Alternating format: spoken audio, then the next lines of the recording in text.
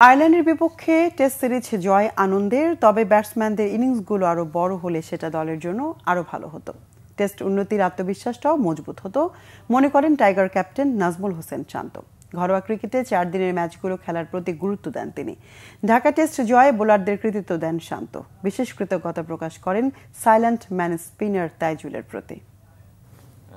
ছোট দল বড় দল বলে আসলে কিছু নাই, ওরা খুবই ভালো ক্রিকেট খেলেছে, এটা মানতেই হবে। এটাও আসলে ক্রেডিট দেওয়ার মতো, স্পেশালি তাইজুল, মিরাজ, মুরাদ, খালেদ এবং এবাদত। তো মিরপুরের উইকেট যেরকম দেখা যায় ওর থেকে অনেক বেটার বিহেভ করছে। পজিটিভ দিক হলো 4টে 100 হয়েছে।